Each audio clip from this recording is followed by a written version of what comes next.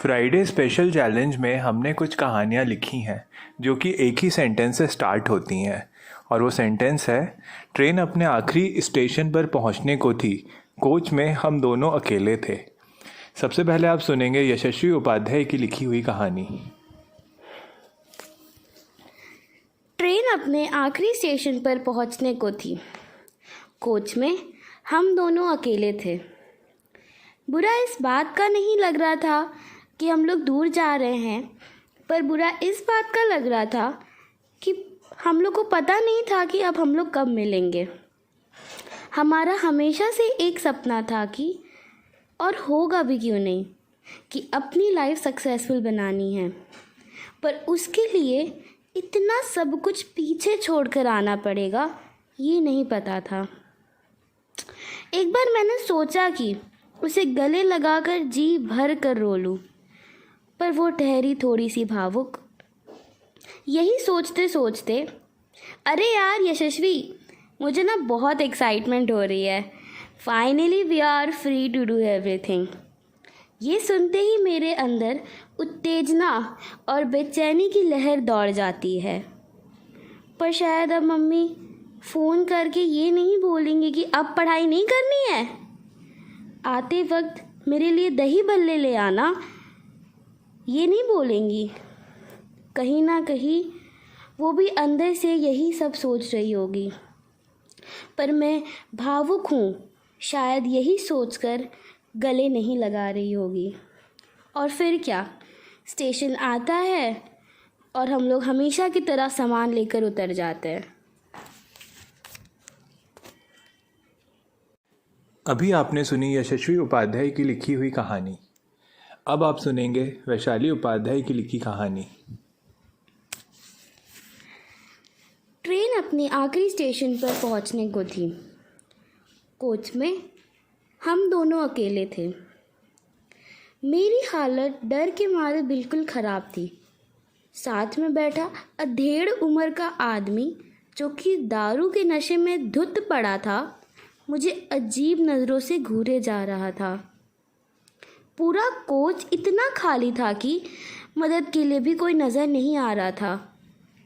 मैं घबरा के दूसरे सीट पे बैठ गई कि मुझे उसका सामना ना करना पड़े। फिर वो आदमी बेशर्मों की तरह मेरे बिल्कुल बगल में आके बैठ गया। मेरे पसीने छूट रहे थे। तभी मुझे मेरे हस्बैंड एकांश की कही बात याद आई। उसने वुमेन्स हेल्पलाइन का नंबर मेरे स्पीड डायल पे डाला था और कहा था कि कुछ भी इमरजेंसी हो तो इस पे कॉल करना।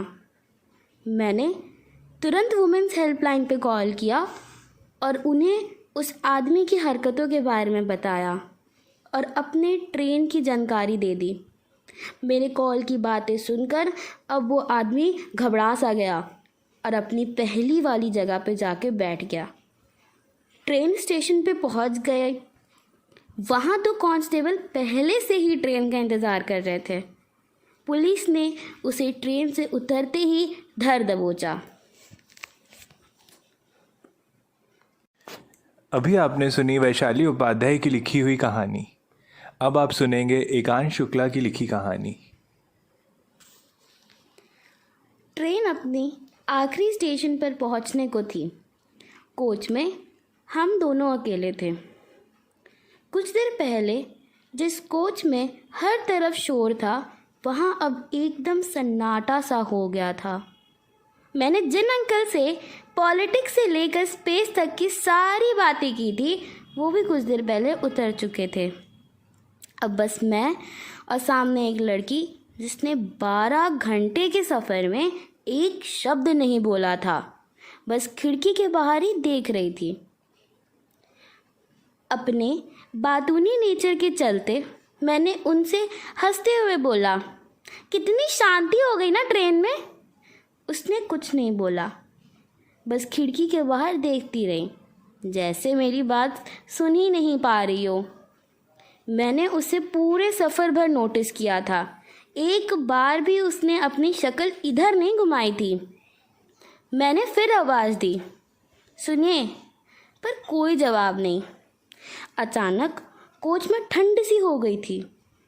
गर्मी के मौसम में स्लीपर में ऐसी ठंड। तभी अचानक मेरा फ़ोन बजा।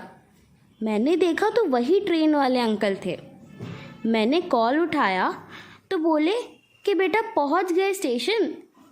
मैंने कहा अभी नहीं, बस कुछ देर और।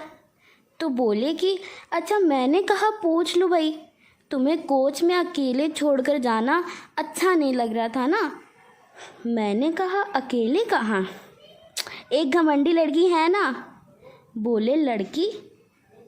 मैं जब उतरा था तब तो सिर्फ तुम बचे थे कोच में, और कोई भी नहीं था। मेरे वही पसीने छूट गए। नज़र उठाने की हिम्मत नहीं हो रही थी। हिम्मत करके देखा तो वो सीट खाली थी और मेरे एकदम सामने कोई खड़ा था। मैंने नज़र उठाई, इतने में एक टनल आ गई और हर तरफ अंधेरा छा गया।